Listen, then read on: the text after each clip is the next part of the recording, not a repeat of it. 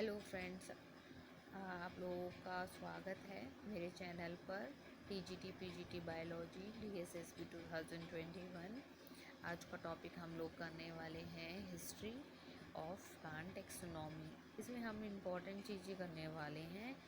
तो सबसे पहले मतलब टेक्सोनॉमी से रिलेटेड इम्पॉर्टेंट चीज़ें करने वाले हैं कि किसने क्या क्या अपना कंट्रीब्यूशन दिया था। तो सबसे पहले आता है थियोफ्रास्टस।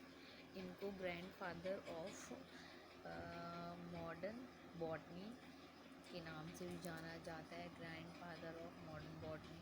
फिर ये जो थे प्लेटो और एरिस्टोटल के स्टूडेंट थे। इन्होंने सबसे पहले क्रिप्टोग्राम्स एंड फैंडोग्राम्स को डिस्टिंग्विश किया था, फ्लावरिंग और नॉन फ्लावरिंग प्लांट, और सजेस्ट किया था कोरोला और कैलिक्स मॉडिफाइड लीफ है।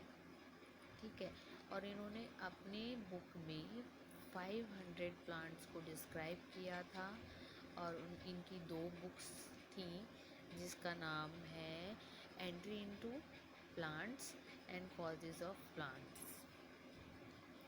सेकंड है कार्स पाइनस स्कैंडस।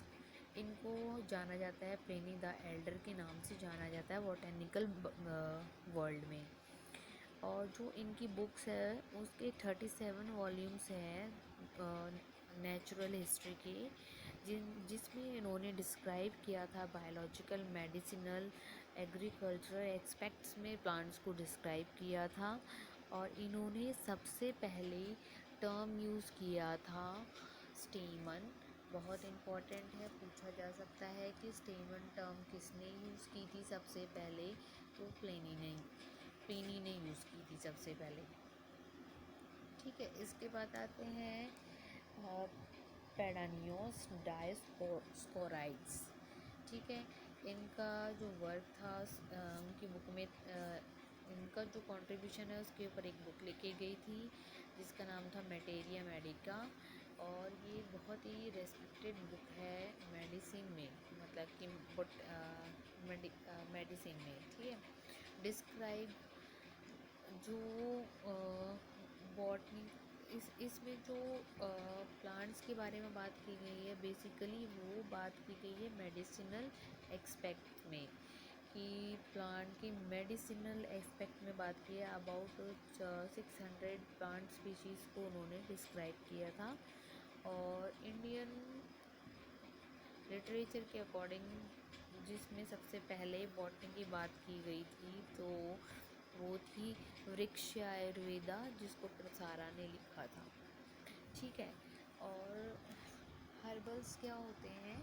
हर्बल्स होते हैं जो भी बोटेनिकल मेडिकल बुक्स लिखी जाती है उनको हर्बल्स बोलते हैं, और जो उनके राइटर होंगे उसको बोलते हैं हर्बलिस्ट। ठीक है।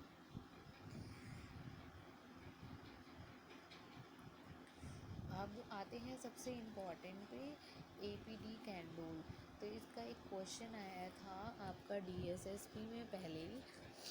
ठीक है। इनके ऊपर तो ये जो एपीडी कैंडोल थी, इन्होंने जो बुक लिखी थी वो थी थ्योरीज एलिमेंटेयर डी ला बोटैनिक। ठीक है।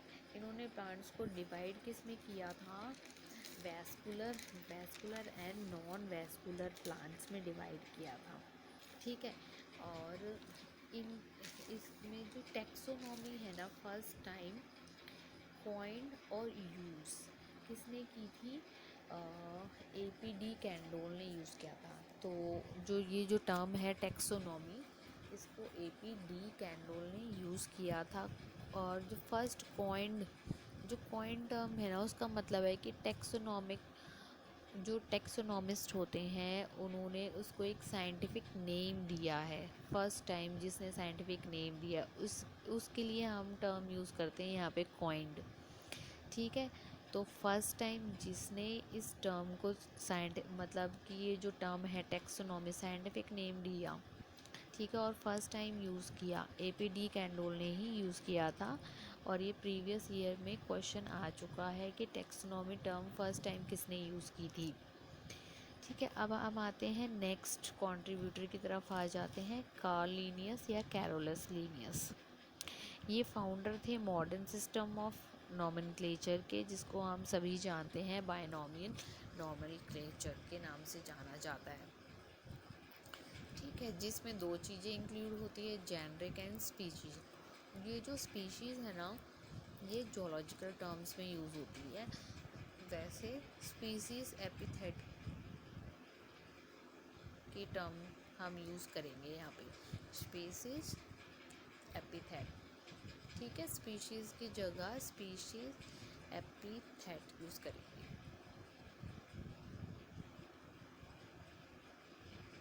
ठीक है, अब जो इनकी क्लासिफिकेशन थी बेसिकली किसके ऊपर बेस थी कि रिप्रोडक्टिव फीचर्स प्लांट्स की।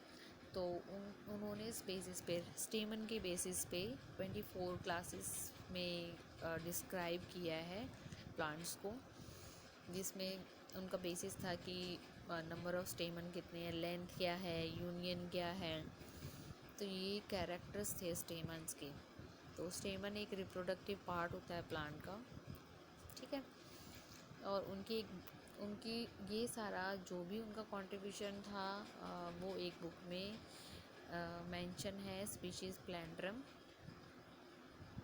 ठीक है, इसके बाद आते हैं Bentham, George Bentham and Joseph Dalton Hooker. तो इन्होंने प्रपोज किया था नेचुरल सिस्टम ऑफ क्लासिफिकेशन। ठीक है, इनका जो बेस था वो था नेचुरल स्कीम थी। ठीक है, और अपने जो वर्क को उन्होंने बुक में डिस्क्राइब किया है जेनरा प्लैंड्रम के नाम से।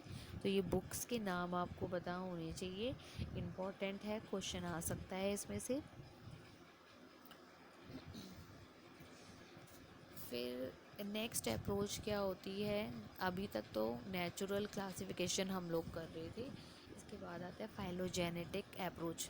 मतलब डैट मीन्स कि इवोल्यूशन से रिलेटेड, कि टाइम के साथ इवोल्यूशन कैसे इंक्लूड हुआ इसके अंदर, टेक्सोनॉमी के अंदर। तो इसको दिया था सबसे पहले जो सिस्टम था ये फाइलोजेनेटिक अप्रोच, जिसमें एवोल्यूशनरी कॉन्सेप्ट जो था इंक्लूडेड था, उसके बेसिस पे क्लासिफिकेशन की गई प्लांट्स की। तो एस एंडलिकर और A.W. इकलर, ये दोनों जर्मन बॉटनिस्ट थे, और इन्होंने प्रपोज किया था फाइलोजेनेटिक सिस्टम ऑफ क्लासिफिकेशन। ठीक है, और इस जो इनका अप्रोच थी, जो इन्होंने कॉन्सेप्ट दिया था, उसको मॉडिफाई और डेवलप किया था A. एंगलर और K. प्रेंटल ने। और इन सब चीज़ों को उन्होंने मेंशन किया था डाई नेचुरलिकन फ्लैंजेन फैमिलिन बुक में।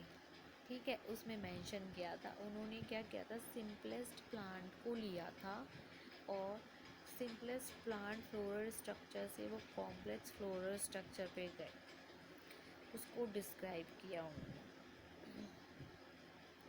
तो जो एंगलर और प्रेंटल सिस्टम ऑफ क्लासिफिकेशन है, उसमें मोनोकोट्स को डाइकोट्स से पहले रखा गया था। ठीक है, और जो ग्रासेस से पहले ऑर्किड इवॉल्व हुए थे, उन्होंने ये मेंशन किया था। ठीक है, और सबसे और एक और चीज़ है जो कैरोलस लीनियस है, लीनियस ने, ये आप लोगों को पता है कि स्टेमन के बेसिस पे डिस्क्राइब किया था क्लासेस को। लेकिन इन्होंने एक पॉइंट ये भी है कि लीनियस जो है, उन्होंने सभी जैसे कि एल्गी, फंगाई, मॉसिस और फर्न्स को एक ही क्लास में रखा था, क्रिप्टोगैमी में। ठीक है, तो इसके अंदर उन्होंने इन सब को ही इंक्लूड किया था, जैसा कि आगे चलकर इनको अलग अलग कर दिया गया था। तो ये था आज का टॉपिक। फिर से मैं नेक्स्ट टॉपिक लेकर आऊँगी, और आप मेरी वीडियो का वेट कीजिएगा। Thank you.